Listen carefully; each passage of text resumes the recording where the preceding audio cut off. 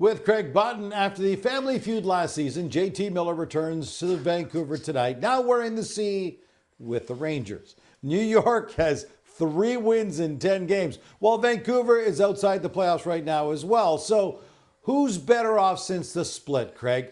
Miller with his new team or the Canucks?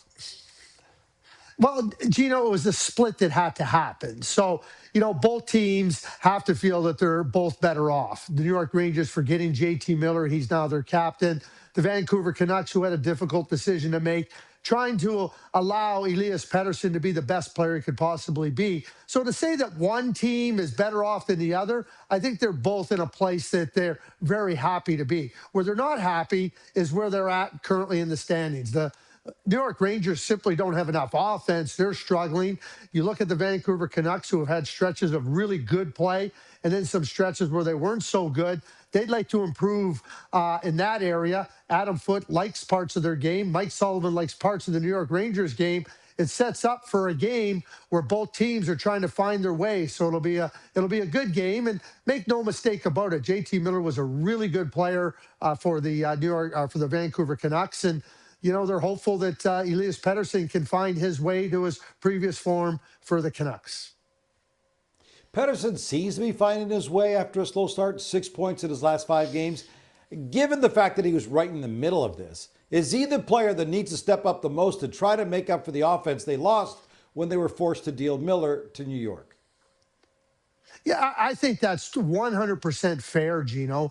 You sign him to a big contract. You use the term family feud, and so they clear the path, so to speak, for Elias Pettersson to be the best he can be. And we can agree or disagree what a player should or shouldn't do, or what should hold them back and what shouldn't hold them back. But the simple matter here is that Elias Pettersson is a very capable player. He didn't get that contract by accident.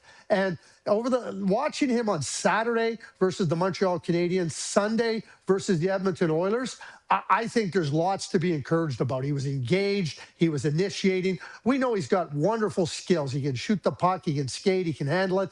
But when he starts initiating and he's engaging, he's putting opponents back on their heels, he becomes a real difference maker. And those are the signs that the Vancouver Canucks are looking for. These are the things that Elias Pettersson has to build on, but certainly encouraging based on recent play.